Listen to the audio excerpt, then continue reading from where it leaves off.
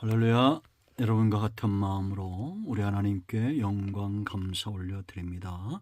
여러분 모두를 예수님의 이름으로 축복합니다. 오늘도 여호와 일의 날, 하나님께서 준비하신 은혜와 응답의 날임을 확신합니다. 자, 오늘은 잠언 28장 13절로 16절입니다. 기도합니다. 영광과 감사와 존귀가 우리 하나님께만 있습니다. 하나님을 영화롭게 하며 찬송하며 감사하며 사랑합니다. 주의 보혈을 의지하오니 우리의 모든 죄와 허물을 사하셔서 예수님의 이름을 의지하여 기도합니다. 우리의 눈과 귀와 마음을 열어주시고 말씀을 읽으며 들을 때 깨닫게 하시고 하나님의 선하신 뜻으로 또한 하나님의 살아계심을 체험하는 귀한 시간 되게 하옵소서. 종을 낮추시고 겸손하게 하시고 오직 말씀의 도구만 되기를 원합니다. 예수님의 이름으로 사모하며 기도합니다. 아멘.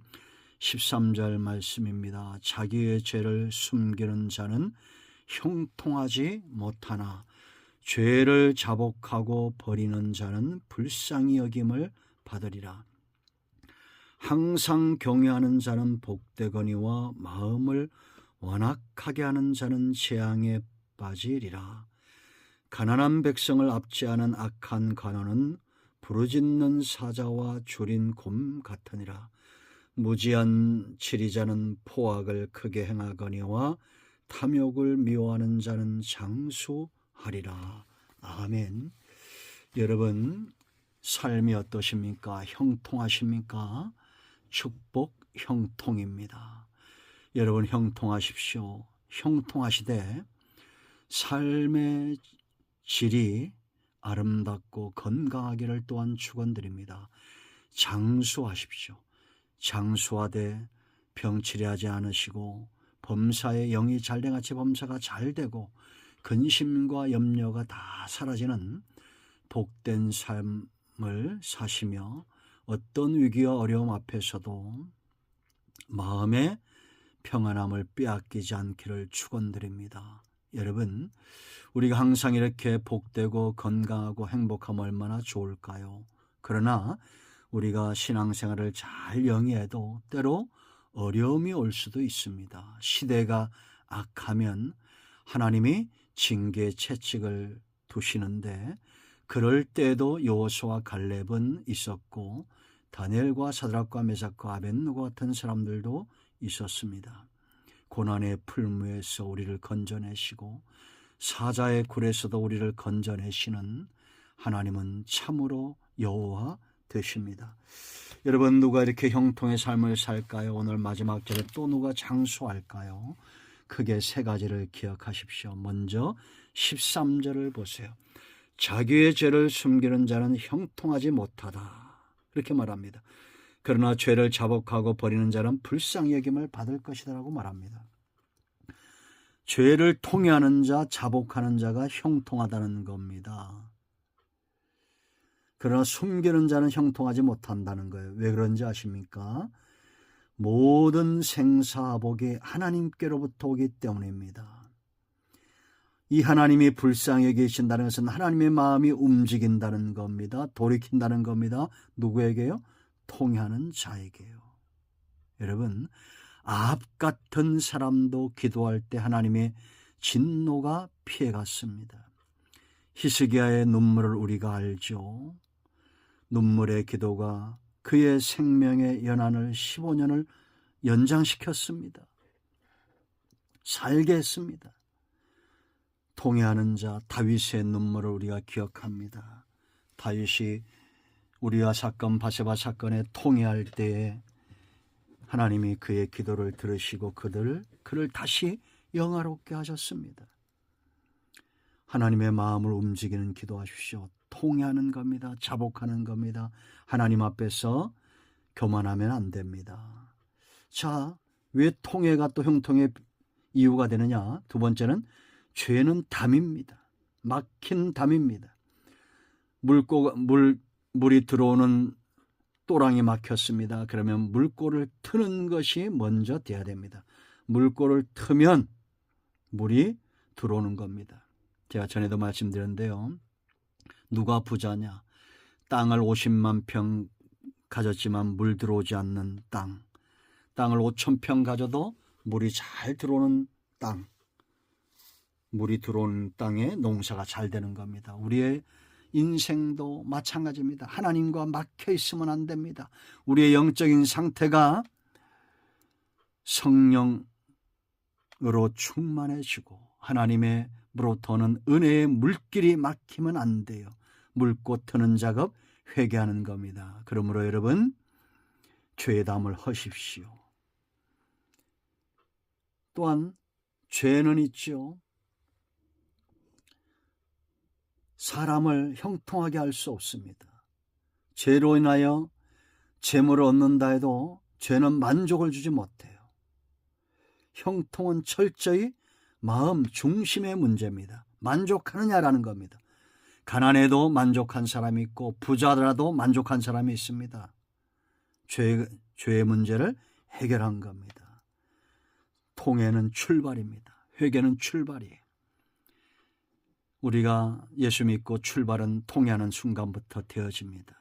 이스라엘 백성들이 애굽에서 나올 때 출발은 어디입니까? 어린 양의 보혈을 발라야 됩니다.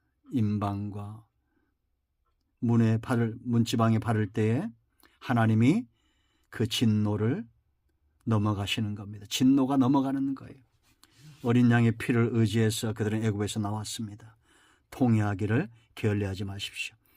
그 누가 항상 형통하고 장수하느냐? 14절 보세요. 항상 경외하는 자는 복되거니와 형통의 복입니다. 항상 경외, 항상 복이에요. 마음을 완악하게 하는 자는 재앙에 빠지리라. 여러분, 우리가 주일 예배 때만 경외하고 주일에만 경외하고 기도할 때만 경외하고 필요할 때만 경외하고 이 사람은 하나님을 이용하는 겁니다. 항상 경외해야 돼요. 내 중심이 하나님 앞에 어떠한지. 욥의 행사를 보세요, 여러분. 그 자녀들을 위해서 항상 번제와 속죄제를 지잖아요. 욥의 행사가 항상 그랬다는 겁니다. 하나님 앞에 헌신된 삶을 살도록 번제, 속죄제, 속건제, 죄의 문제를 해결하도록 하나님 앞에 나아가는 것. 자녀를 위해서 그러했습니다.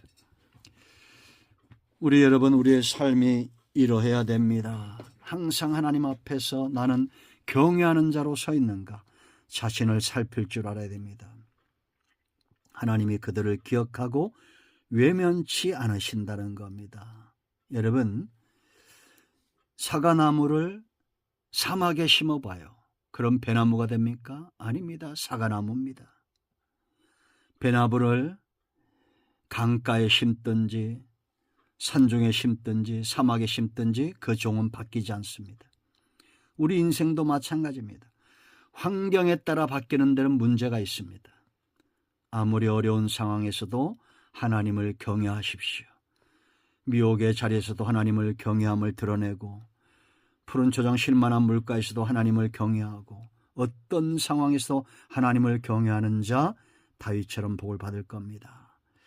자, 15절로 16절 말씀 보세요. 누가 장수하느냐? 역사 속에서 배워야 되는데요.